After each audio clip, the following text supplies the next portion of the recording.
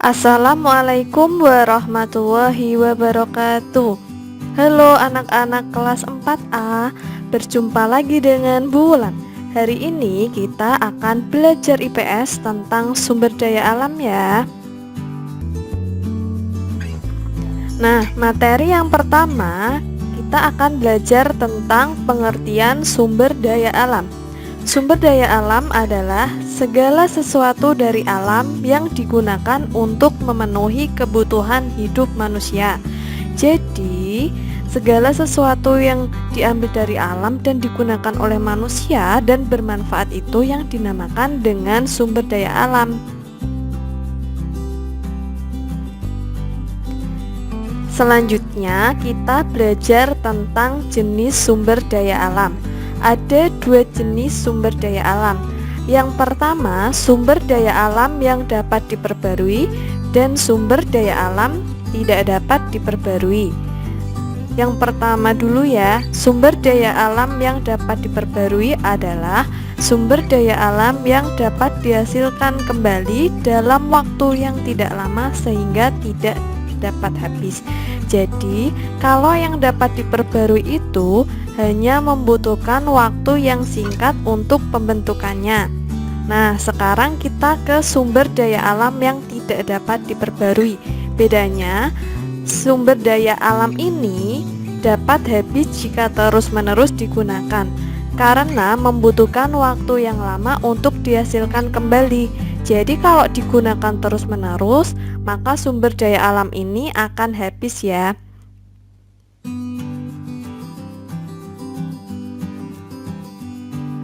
Nah, setelah kalian tahu bedanya sumber daya alam yang dapat diperbarui dan tidak dapat diperbarui, sekarang kita belajar contoh sumber daya alamnya. Yang pertama, contoh sumber daya alam yang dapat diperbarui terlebih dahulu. Ada banyak contoh yang ada di layar. Yang pertama adalah tumbuhan, kemudian udara, kemudian hewan, dan kemudian air. Jadi contoh-contoh tersebut adalah contoh sumber daya alam yang bisa diperbarui, tidak cepat habis dan bisa digunakan dalam waktu yang lama.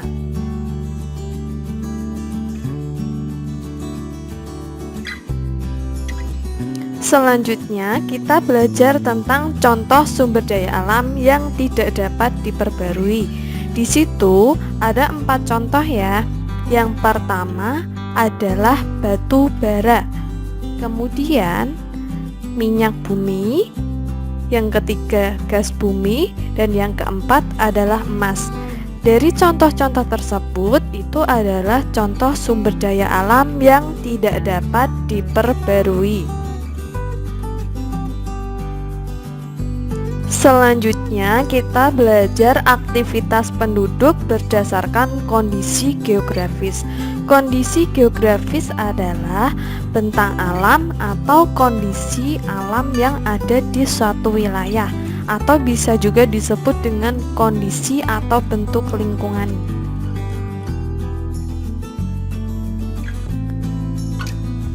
Aktivitas penduduk di dataran tinggi ya.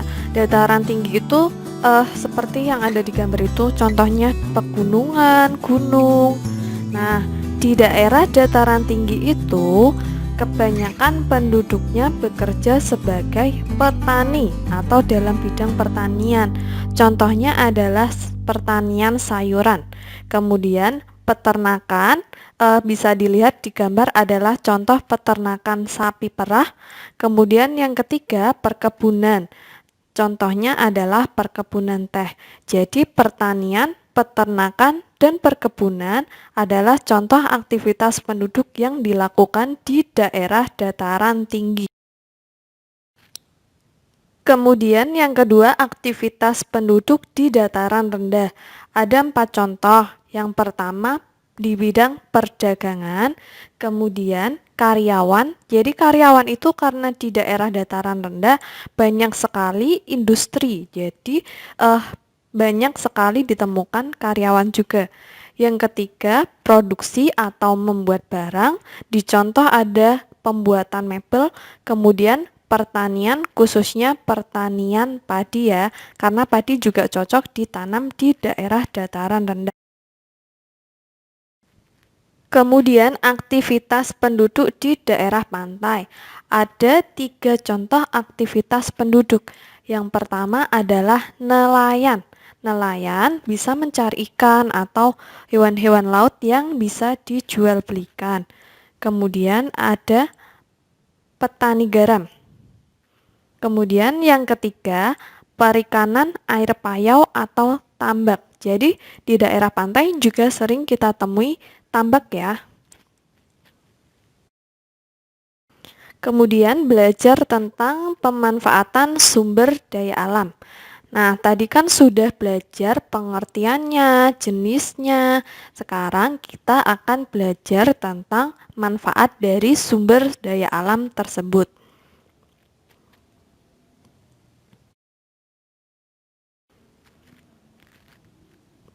Pemanfaatan sumber daya alam yang bijak. Ada 4 yang bisa kita lakukan. Yang pertama, daur ulang. Daur ulang itu memanfaatkan sampah untuk dibuat kompos. Jadi, sampah-sampah tertentu, terutama sampah organik seperti daun-daunan atau sisa-sisa tumbuhan itu bisa digunakan untuk pupuk kompos. Yang kedua, penggunaan ulang.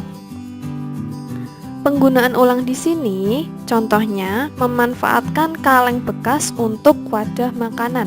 Jadi kaleng bekas tidak langsung dibuang tapi digunakan untuk wadah makanan. Yang ketiga, perawatan. Contohnya merawat hewan, merawat tumbuhan, dan merawat makhluk hidup lainnya. Kemudian yang keempat, penghematan. Contohnya, mengurangi pemakaian barang elektronik. Jadi kalau barang elektronik tidak digunakan bisa dimatikan. Contohnya saat menonton televisi, kalau tidak ditonton bisa dimatikan televisinya. Manfaat sumber daya alam di lingkungan sekitar. Yang pertama, sebagai bahan konsumsi. Bisa dimakan, bisa digunakan. Yang kedua, bahan baku pembuatan kebutuhan rumah dan pakaian. Contohnya adalah kayu dan ulat sutra. Kemudian yang ketiga, sebagai mata pencaharian masyarakat. Jadi bisa menghasilkan pekerjaan untuk masyarakat. Yang keempat, menggerakkan roda perekonomian bagi warga negara. Contohnya dengan kegiatan ekspor atau impor. Kegiatan ekspor atau impor adalah ekspor ya. Ekspor itu adalah menjual barang ke luar negeri. Kalau impor, membeli barang dari luar negeri. Nah, kemudian belajar tentang peta persebaran sumber daya alam di Indonesia. Peta tematik. Peta tematik adalah peta yang berisi informasi khusus, contohnya peta persebaran sumber daya alam.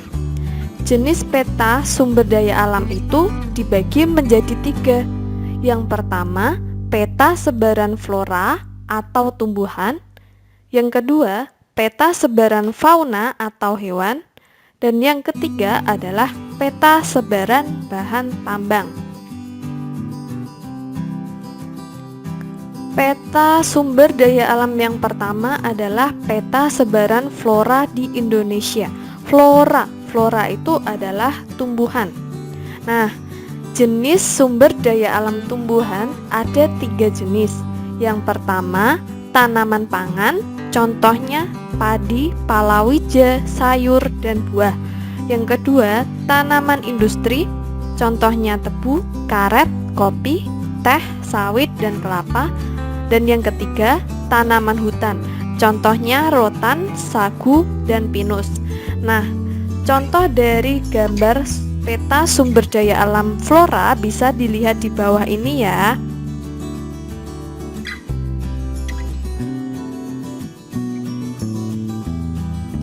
Contoh flora atau tumbuhan khas di Indonesia. Bisa dilihat contohnya. Yang pertama, Rafflesia arnoldi itu adalah flora khas dari daerah Bengkulu. Kemudian, anggrek hitam itu adalah flora khas dari Papua dan Kalimantan. Kemudian yang ketiga, kopi gayo dari daerah Aceh.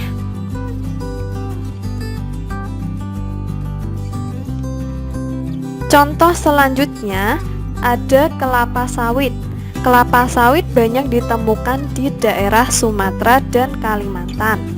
Yang terakhir, sagu. Nah, pohon sagu itu banyak ditemukan di daerah Papua dan Maluku.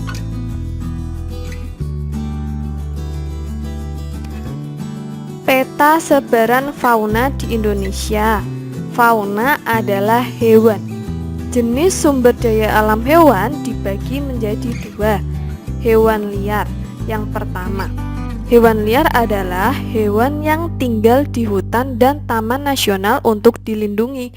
Contohnya harimau, gajah, dan badak.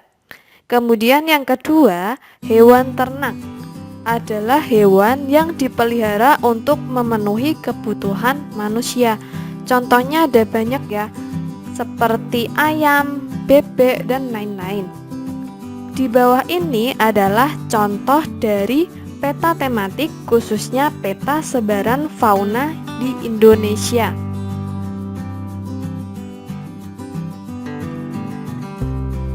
Contoh fauna khas Indonesia. Yang pertama, badak bercula 1, asalnya dari Ujung Kulon. Yang kedua, orang utan dari Kalimantan. Yang ketiga, elang bondol dari Jakarta.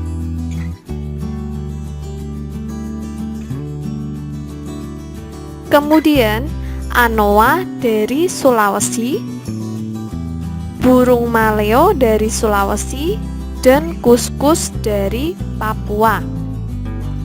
Hewan-hewan tersebut adalah contoh fauna khas yang ada di Indonesia.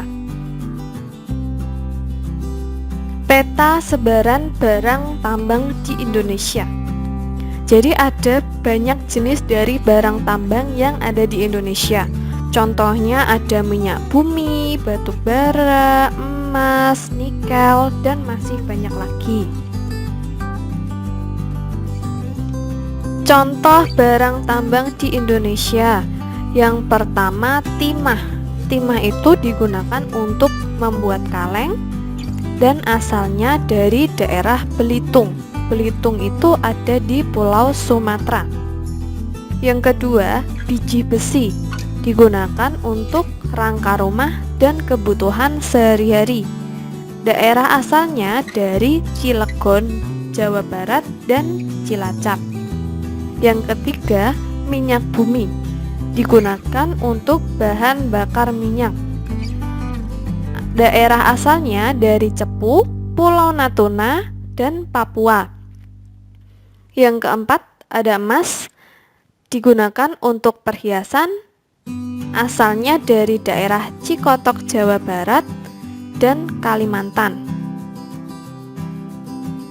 Yang kelima, ada batu bara digunakan untuk bahan bakar pembangkit listrik, dan briket.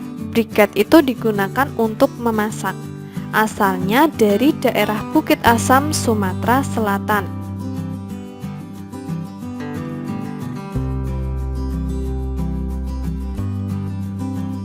Berikut adalah contoh gambar dari barang tambang yang ada di Indonesia.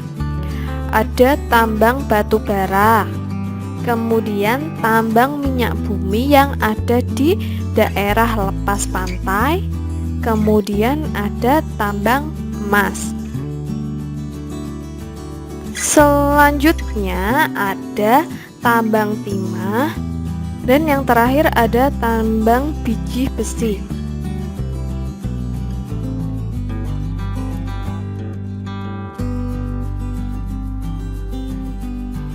Sekian pembelajaran tentang sumber daya alam pada hari ini. Semoga bisa dipahami dan Besok kita lanjut lagi ya. Wassalamualaikum warahmatullahi wabarakatuh.